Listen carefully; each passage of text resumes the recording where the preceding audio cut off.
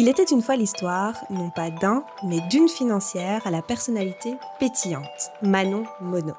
Un parcours de 8 ans dans la finance, dont 6 ans chez Deloitte et 2 ans en tant qu'expat au Texas.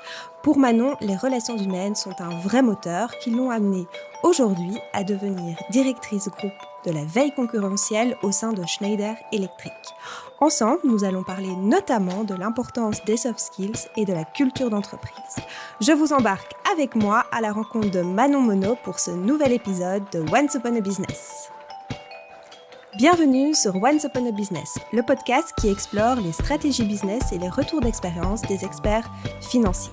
Je m'appelle Florence et j'anime cet épisode pour Once Upon a Business, un podcast créé par Emasphere, plateforme SaaS de reporting pour les financiers. Avec ce podcast, nous vous proposons un condensé des parcours de femmes et d'hommes qui osent. Apprentissage, conseils et même morale de leur histoire, si vous restez jusqu'à la fin, vous saurez tout. Manon, bonjour, bienvenue dans cet épisode, je suis ravie de t'accueillir aujourd'hui. On avait déjà eu l'occasion de se rencontrer avant aujourd'hui, mais pourrais-tu te présenter à nos auditeurs ? Bonjour Florence, merci de me recevoir aujourd'hui. Donc comme tu le disais, moi je m'appelle Manon Monod, je suis directrice groupe de la veille concurrentielle chez Schneider Electric.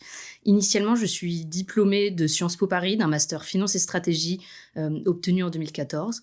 Pour l'anecdote, lors de mon année de césure à Sciences Po Paris, j'avais effectué une année de stage au département finance du groupe Schneider Electric.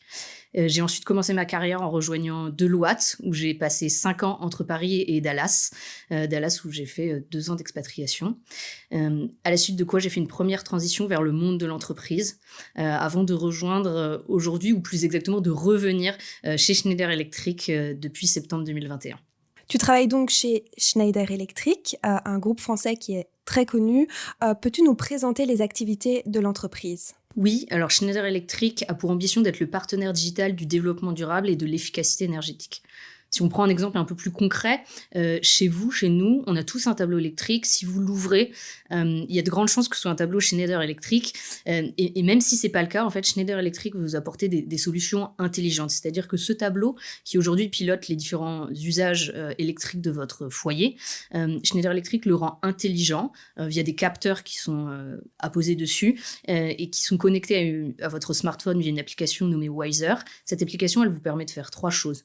Dans un premier temps, elle vous permet de savoir ce que chaque appareil électrique consomme et à quel moment de la journée. Dans un deuxième temps, elle vous permet de piloter à distance chacun de vos appareils, indépendamment ou ensemble. Et dans un dernier temps, elle vous permet même de déterminer des programmes de consommation en fonction de vos habitudes de vie, mais également de s'adapter à la météo extérieure ou à la surcharge du réseau électrique à un instant donné. Donc finalement, tout part d'un produit physique, votre tableau électrique, qui est en fait le métier historique de Schneider Electric, et se termine sur votre smartphone via une application, ce qui est éminemment numérique. Donc Schneider Electric est vraiment à la croisée de 2 enjeux majeurs aujourd'hui, qui est l'efficacité énergétique et la numérisation ou digitalisation en anglais de nos usages électriques. Donc une entreprise finalement très classique qui a su se réinventer grâce à l'innovation. Exactement. Et en termes de chiffres, est-ce que tu peux nous donner un petit peu plus d'informations sur Schneider Electric ? Bien sûr, alors en 2021, Schneider Electric, c'est plus de 128 000 employés déployés à travers 100 pays qui ont généré environ 29 milliards de chiffre d'affaires, une marge à 17%. C'est une valeur d'entreprise estimée à 90 milliards. Et surtout, ce dont on est très fiers, c'est qu'en 2021, on a été élu la Most Sustainable Company dans le monde. Ok, donc une entreprise avec une notoriété bien établie en France. Et donc, plus au niveau de toi, comment tu es arrivé à cette position au sein de l'entreprise ? Alors de façon assez drôle finalement, tout remonte à il y a 10 ans quand je suis rentrée à Sciences Po Paris. Il était demandé dans notre dossier d'admission d'écrire un projet de parcours professionnel qu'on écrit du haut de nos 20 ans. Et dans mon projet, j'avais défini que j'allais commencer par un cabinet d'audit et puis après un cycle chez l'un des Big Four, je ferai une transition vers le monde de l'entreprise.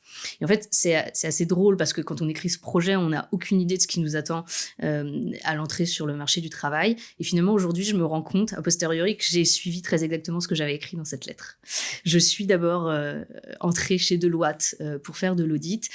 J'ai travaillé en France, à l'étranger. J'ai fait une transition vers le monde de l'entreprise.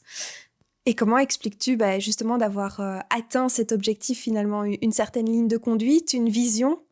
Alors, en fait, je pense pas que, même si, in fine, mon parcours est finalement très conforme au projet que j'avais écrit du haut de mes 20 ans, je pense pas qu'il s'agisse d'une vision. Je pense plutôt qu'à travers, les gens que j'ai rencontrés et qui ont jalonné mon parcours, j'ai assez naturellement, rejoint finalement une position dans laquelle je me projetais, mais sans vraiment savoir à quoi ça correspondait il y a 10 ans.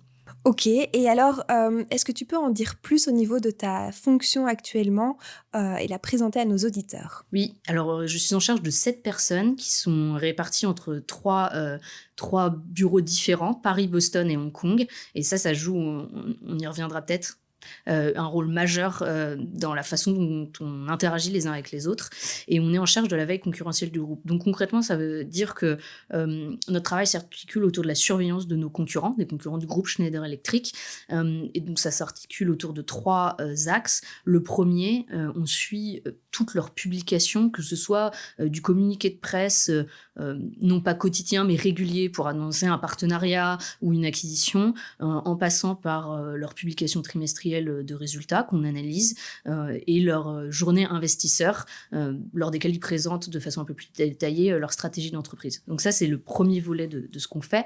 Dans un deuxième temps, on est également amené à faire des analyses, approfondies, concurrent par concurrent, pour comprendre, au-delà des communications officielles, comment fonctionne leur stratégie. Et dans un dernier volet, on articule en fait les 2 premiers, pour venir, faire, des focus sur des thèmes qu'on considère comme critiques pour notre industrie. Aujourd'hui, on parle beaucoup en Europe de la crise énergétique, des problèmes d'électrification, on peut penser également aux véhicules électriques. C'est typiquement des sujets, qui vont transformer notre industrie, à l'avenir, et sur lesquels il est important que notre groupe sache déjà se positionner vis-à-vis de ses concurrents. Très clair, et donc tu parles, au niveau du suivi de la concurrence des publications trimestrielles. J'imagine qu'il y a donc un lien avec la finance. En quoi ton background financier est un atout pour ta fonction aujourd'hui? Alors, je dirais que c'est essentiel d'avoir des connaissances financières à 2 titres. Il y a déjà l'aspect technique.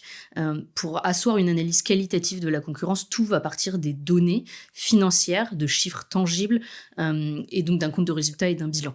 Parce que l'idée, c'est de pouvoir avoir des données comparables. Donc à ce titre, le fait d'avoir une expérience en audit et, une première expérience en finance d'entreprise, me permet d'avoir une lecture assez, facile, des données financières et de leur interprétation.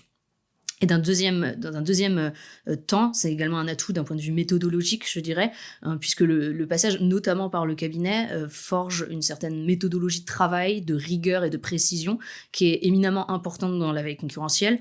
Aujourd'hui, on suit quand même une trentaine de concurrents. On est 7, comme je le disais, et ça va assez vite pendant les cycles de publication, donc il faut être précis et savoir quoi chercher. Et donc finalement, il y a cette compétence, financière, mais plus globalement, la compétence même analytique. Oui, exactement. Et les membres de ton équipe ont tous ce background financier? Alors c'est un des critères, essentiels. Il faut d'abord qu'ils aient, ce bagage financier, au moins quelques années. J'ai évidemment, différents, échelons de seniorité. Je dirais même au-delà du seul background financier, je cherche des gens qui ont une capacité, une volonté à apprendre rapidement sur des sujets parfois un peu techniques, parce que si on y pense, pour la veille concurrentielle, si on a tous, ce vernis, financier, on n'a pas forcément l'expertise technique des métiers, de Schneider Electric et de notre industrie. Néanmoins, on a tous la même appétence, pour, la recherche, la lecture aussi, c'est important parce qu'il y a beaucoup de données à lire et d'analyses, de brokers. Le deuxième critère, qui est essentiel, pour que ça fonctionne entre nous, je dirais, c'est le fit humain avec l'équipe. C'est vraiment au centre, de notre organisation et de notre fonctionnement, parce qu'on est répartis encore une fois sur 3 bureaux, donc on est internationaux pour de vrai, on est multiculturels, ce ne sont pas des Français expatriés, j'ai, des Chinois, des Américains, des Anglais, des Libanais, et donc du coup, cette alchimie dans l'équipe qui fait qu'on communique de façon fluide et qu'on est capable de partager en ayant une communication similaire, elle est très importante. Et dernier critère, important, si ce n'est essentiel, lorsque je recrute, je ne cherche pas des profils qui soient, juste adaptés à la fonction, pour laquelle je les recrute, mais que je puisse projeter finalement à moyen terme et même long terme chez Schneider Electric. Donc quand je recrute, je ne me projette pas sur les 2 ou 3 prochaines années, je me dis plutôt, dans 5-10 ans, cette personne, qu'est-ce qu'elle va pouvoir faire dans le groupe? Est-ce qu'on a les moyens de la faire grandir et de la faire se développer, au sein de l'entreprise? Donc, tu prends vraiment en compte cette vision sur l'évolution du candidat dans l'entreprise et justement au niveau de la culture d'entreprise, comment elle intervient dans le processus de recrutement? Alors, en effet, nous ne recrutons pas des profils pour un poste spécifique, on recrute vraiment des potentiels et des talents qui vont se développer au sein du groupe.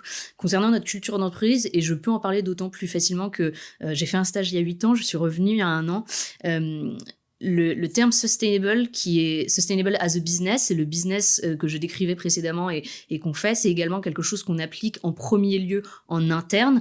Et ça veut dire quoi? C'est-à-dire qu'il y a vraiment une culture autour du bien-être au travail, de l'équilibre vie professionnelle et vie personnelle. Et c'est pas juste une tendance qui serait inspirée par la génération Y ou Z. Il y a 8 ans, c'était déjà le cas. Concrètement, ça s'incarne par des initiatives autour, évidemment, de la parentalité, mais également de la santé mentale, de l'accompagnement au télétravail, et également une énorme culture autour du sport, de la pratique sportive. Je rappelle que Schneider Electric est sponsor du Marathon de Paris.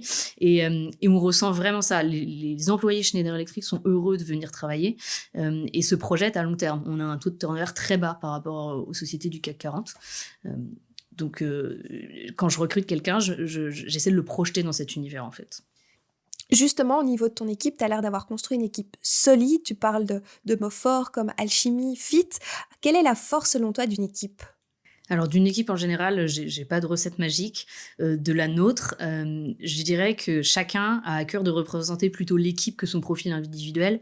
J'entends par là que quelles que soient les analyses qu'on peut produire et qui sont, dans notre cas, à destination tant du board, du top management que de l'ensemble des employés du groupe, on s'en sent solidaire. Il n'y a pas un profil qui est mis en avant plutôt qu'un autre. C'est l'ensemble de l'équipe qui signe chacune de ces analyses. Donc finalement, la force de l'équipe, c'est chaque personne et la force de chaque personne, c'est l'équipe. Très exactement. Merci Manon pour ce partage lié à ton expérience. Je te propose qu'on passe aux questions traditionnelles de fin. Qui considères-tu comme le mentor de ton parcours professionnel? Alors, c'est une question assez difficile, à vrai dire. Je dirais que j'ai été inspirée par plusieurs personnes à des moments différents de ma carrière et que j'ai pris à chacune d'entre elles ce qui m'inspirait pour construire ma propre aspiration et mon propre modèle virtuel. Mais fondamentalement, il n'y a pas une personne spécifique que j'ai cherché à devenir. Tu prends le meilleur de chacun. Exactement. As-tu une potion magique ou une botte secrète? Alors, je dirais que j'ai un triptyque. Du sport, une bonne playlist et un sens aigu du second degré et de l'humour. Le sport ressort vraiment très souvent dans les réponses. Quelle est la morale de ton histoire? Je dirais qu'il faut faire les choses avec envie et passion. Manon, merci. Une note positive pour terminer ce podcast. Je te remercie pour ton temps aujourd'hui et à bientôt. Merci Florence. Once Upon a Business est une production Emasphere, solution SaaS d'analyse et de prévision pour financiers. Pour nous aider à faire grandir le podcast et continuer d'inviter des profils inspirants, laissez une note 5 étoiles et un commentaire sympa sur votre plateforme d'écoute et suivez-nous sur LinkedIn pour ne rien manquer de nos contenus inédits.